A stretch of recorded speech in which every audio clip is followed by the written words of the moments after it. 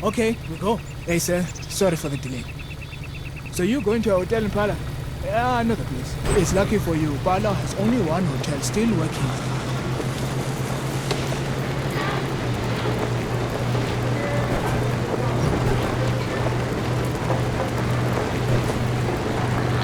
See that way? You won't see any more very soon. It's probably the last one out of this country. Full of rich people. Only money and connections can get you out. As you may or may not know, the first Far Cry is very different than the rest, and it's also the only game in the series to be developed by Crytek. Personally, I find it to be a very frustrating game, oftentimes bordering on feeling outright unfair. After the release of Far Cry, Ubisoft acquired all the rights to the series, and Ubisoft Montreal became the primary developers of the future titles, and Far Cry 2 marks the start of the open-world design the series is known for. Developed by Ubisoft Montreal and published by Ubisoft, Far Cry 2 was released for PC, PlayStation 3, and Xbox 360 in October 2008. For this review, I played the PC version. I did consult the game's PC gaming wiki page before playing, and did download and install the FC2 Multi-Fixer, which comes with quite a bit, including bug fixes, it unlocks machete skins, and allows the player to change the field of view among other things. I did adjust the field of view, which resulted in one small eyesore as far as I could tell, and it was nothing I couldn't live with. Far Cry 2 does come with a multiplayer component, which I did not get to try, so this review will only focus on the single player, and will contain some spoilers. If you're sensitive to spoilers, now is the time to stop watching. You have been warned. Now let's take a look at Far Cry 2 and see what it has to offer.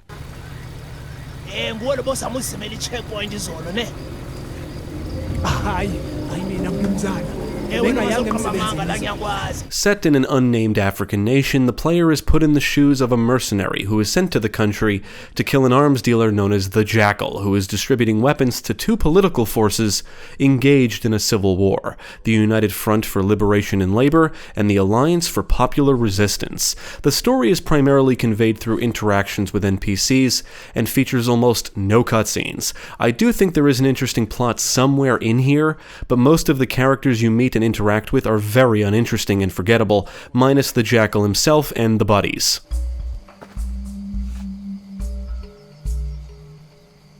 It's simple, really. Just go to the rail yard and destroy those natural gas cars. I think Far Cry 2 is an interesting game because I do think it's fun, but I also think it's not for everybody. It seems like the developers were aiming for some kind of realism to immerse the player into the world and atmosphere. I don't even know if realism is the right word, but I do think they succeeded in making a unique experience. But in the end, Far Cry 2 is a simple game. It's repetitive, and navigating around the world can be tedious. I feel like this game is a great foundation or framework for the modding community, something other than what's on offer here. There are some cool ideas, some impressive stuff is on display for the time it released, and it makes for a cool action sandbox. But I can also see some elements turning people off. I tried getting into Far Cry 2 many times before and failed, and there are reasons for that.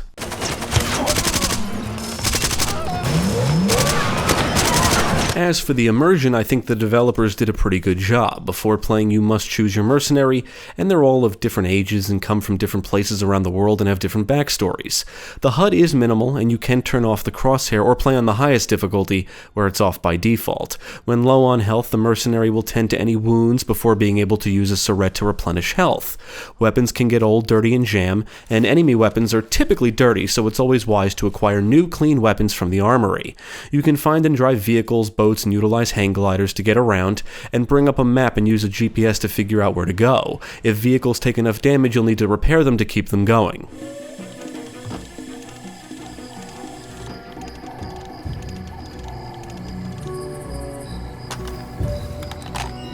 Now, those are just immersive gameplay elements. Far Cry 2 is atmospheric and immersive for other reasons as well. For its time, Far Cry 2 was notable for its physics and environmental effects. Fire ain't no joke. It will spread and burn foliage and trees, and it is impressive to witness even today. An explosion or Molotov can result in an entire area slowly going up in flames. It's very cool stuff. Furthermore, the gunplay looks and feels pretty good. In general, I would say the action is excellent, primarily due to the visual effects and audio work. Weapons have good feedback, blood squirts when enemies are shot, most firearms sound powerful when fired, and explosions look awesome and sound booming. Over time, firearms will actually become dirty and scratched and look worn. It's a nice little touch that helps add to the immersion.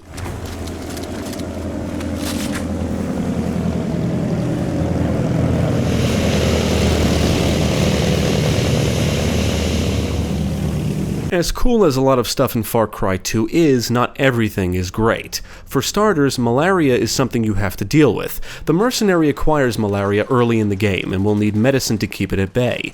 As you're playing, the mercenary will occasionally get malaria attacks, and as long as they have medicine, they can prevent themselves from passing out. I find that this mechanic really adds nothing of value to the gameplay, nothing fun at least. It's just something you have to deal with, and there are mods out there that remove the mechanic altogether. I'm assuming malaria was implemented as a way to add tension, but it fails. From what I read, the amount of medicine you have is based on story progression, so if you don't complete story missions, you'll have an infinite supply. Ultimately, all this mechanic does is require you to go out of your way to get more medicine. It just becomes annoying and feels unnecessary. Once we do all this, Godspeed. Another thing I think is a little odd is how mounted weapons are handled, specifically on vehicles. Many vehicles come with mounted weapons, and you can switch between the driver's seat and weapon at the press of a button. However, you do everything solo, despite having buddies. The way things are designed, it really would have been nice to be accompanied by an NPC, preferably a buddy, that could utilize the weapons on your vehicles or boats, instead of you having to switch between driving and firing the weapon. Now, there's no way to defend yourself while driving, and I see that as a flaw. Now, the game features assault trucks, and typically there's two enemies in them. One drives, and the other is on the gun. They will chase and shoot at you, and the only way to defend yourself would be to stop driving to shoot back, whether it be the vehicle gun or getting out and using your firearms.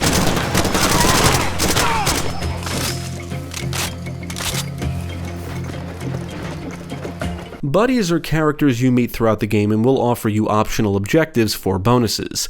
These include ammo and health at safe houses and upgraded vehicle weapons. Some buddies will even rescue you if you fall. There will be times you will have to defend them and maybe even save them from dying, but you do have the option to abandon or kill them. Because of the bonuses they offer, there's really no reason not to complete their objectives. Whenever you accept a story mission, a buddy will call you and offer another opportunity, which is typically just an extra objective. Complete it and you earn a reward. Now I'll talk about one of the game's biggest problems, the mission design. Most missions feel the same. Story missions progress the story. Assassination missions reward you with diamonds. Underground missions reward you with malaria medicine. And arms vendor or convoy missions reward you with more weapons to purchase. There are some other side missions, but they're no more memorable than most other missions in the game. Most story missions have you going from A to B to destroy something, retrieve information, or kill someone, and they always play out the same. There are some exceptions, but it typically goes like this: accept the mission and receive diamonds as payment. Go to the location, kill a bunch of enemies, complete the objective. If you meet with your buddy, he'll give you an extra objective, but it's the same thing, just something extra you have to do. Assassination missions are always the same. Visit a cell tower, accept the mission, go to the location, assassinate the target, and receive diamonds as a reward. Underground missions are always the same. Accept the mission, travel to another underground location, kill some bad guys, deliver the documents to an NPC, and receive medicine as a reward. And convoy missions, as you can probably guess, are also always the same. Accept the mission, travel to where the convoy is, and destroy the truck.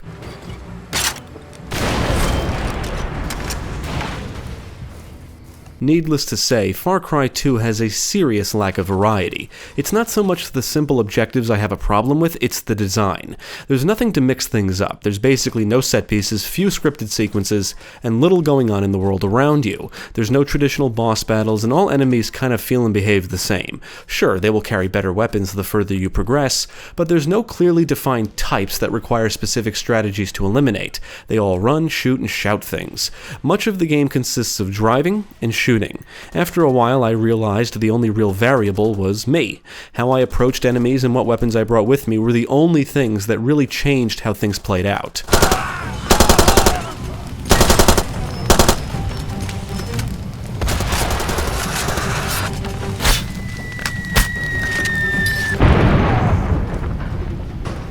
Now, some missions deviate from the typical formula, but they're few and far between. What I think makes the gameplay fun is all the freedom you're given. You can use any weapon and approach any objective however you want.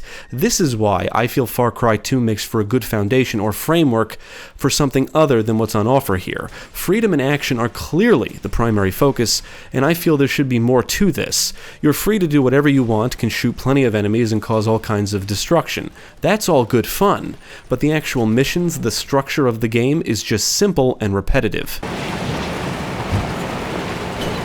The world consists of 2 large territories, each with numerous regions or areas.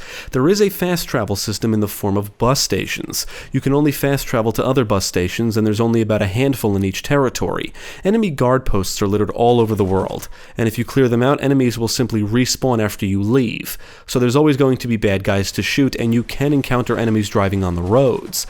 I cannot say the enemy AI is super smart, but not super dumb either. They will run around and shoot at you, oftentimes running out into the open, but they can also flank you and enter vehicles and chase you, which can become annoying after a while. As I mentioned earlier, you cannot defend yourself while driving, and enemies can be relentless. They frequently forced me to stop, whether it was to use my vehicle's gun, get out and shoot, or repair my vehicle. In many instances, I would end up fending them off and then continue on my way, only to reach another guard post to start the process all over again, or encounter an enemy vehicle on the road that would begin chasing me as soon as they saw me.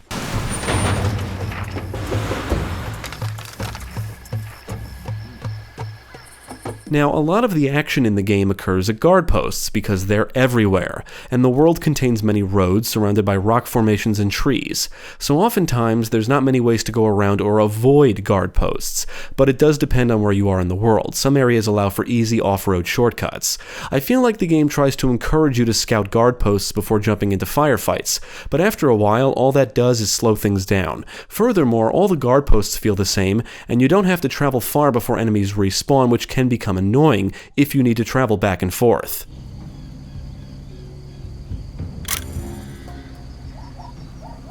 Guard posts consist of a bunch of enemies standing or patrolling around, some vehicles parked, and maybe 1 or 2 weapon emplacements.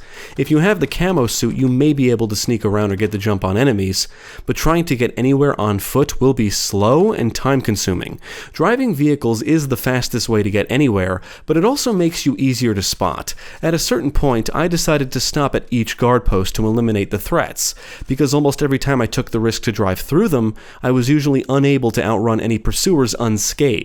So I would have to stop anyway to fend them off and then repair my vehicle. In the end, traveling anywhere consisted of a lot of stopping, but on the flip side, if enemies didn't respawn, the world would eventually become super boring to navigate. I think the solution would have been to add a respawn time frame, or maybe extend the distance you need to travel before they respawn. Remember, you don't have to travel very far.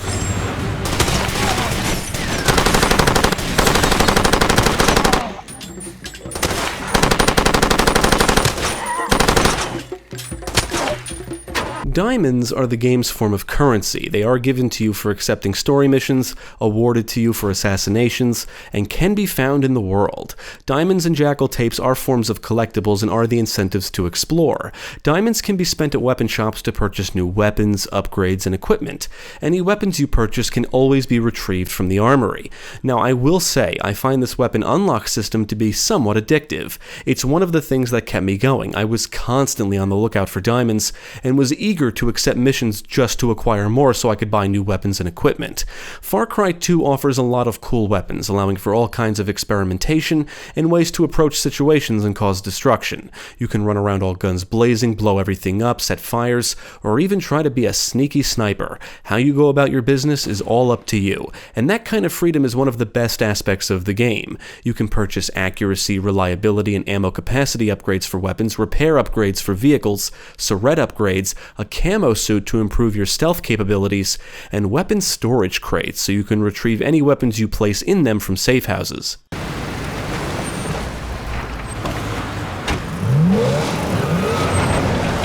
I do think the world itself is well designed, at least from an atmospheric perspective.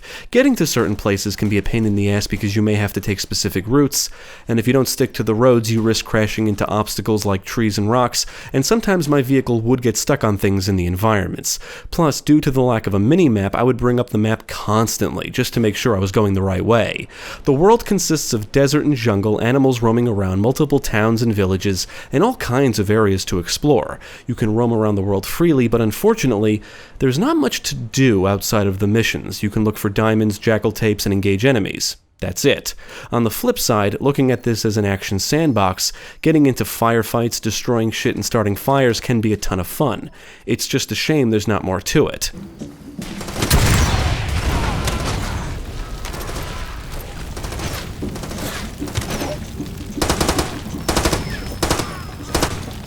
Visually, I do think Far Cry 2 holds up rather well. The African landscape on display often looks gorgeous, and the world is packed with details. Bullets will rip through objects and destroy foliage, and it's cool seeing explosions send objects and debris flying through the air. Some aspects definitely look dated, but overall I would say the presentation is still pretty solid, especially when viewing things from a distance. Visual and particle effects look great, the weapon models are detailed, and I really enjoy some of the reload and unjam animations. As for the audio, weapons fire sounds great. I enjoyed listening to the screams of dying enemies, and when you're not shooting bad guys or blowing shit up, you'll get to listen to atmospheric sounds, which does help add to the immersion. The soundtrack consists of solid tunes that help elevate tension and fit the tone in situations, ranging from sounding dramatic to intense. On the technical side, the game did crash on me whenever it had to load something, several times. It usually occurred when I would fast travel, and a few times after initiating a quick load.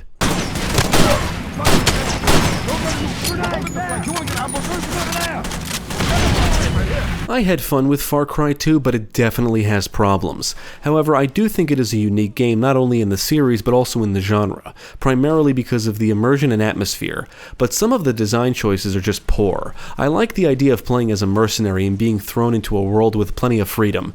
It's just a shame the gameplay is so repetitive. It took me about 12 hours to beat Far Cry 2, but I beat it over the course of a couple of weeks, and that's because I would get tired of doing the same shit over and over again and just had to stop. Some days, I would only play in short bursts. I would play for a while, complete a mission or two, and then accept the next one and take one look at the map, see the destination is on the opposite side of the map, and then just stop. I knew it would be a pain in the ass to get there and take an unnecessarily long time, just because I would have to fend off enemies at the numerous guard posts along the way, and probably a second time if I had to travel back the way I came. It doesn't matter if I was going to the destination, bus station, safe house, or weapon shop. It would be the same shit every time.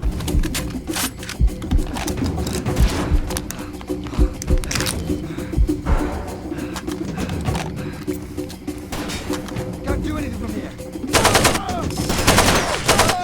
Now, I admit the developers made a cool sandbox, but it could definitely use more variety. Having a lot of freedom means nothing when there's no variety. There's really not much to do except engage enemies, but even they don't offer much in the way of variety.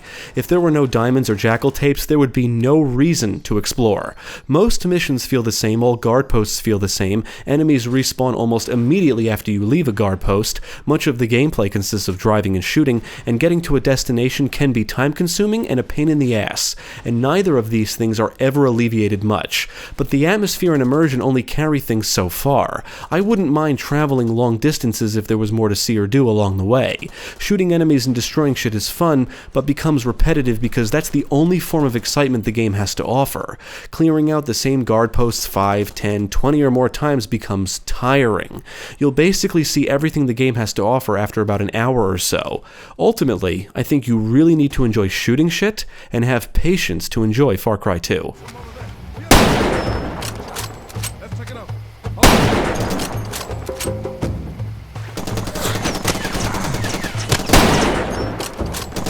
I would recommend Far Cry 2 because it is a fun sandbox to play around in. I played this game numerous times over the years and really struggled to get into it. This was the first time I actually beat it, but I admit I had to push myself through the final stretch. Far Cry 2 does take the series in a different direction, and I do enjoy it more than the first game, but the repetition is a big issue. There's no variety to the action, and it does get tiring well before the end draws near. As I said before, I really feel like this is a good foundation for mods, and from what I understand, there's quite a few out there. In the end, Far Cry 2 is a flawed but fun game, and definitely worth checking out if you enjoy open-world sandbox shooters.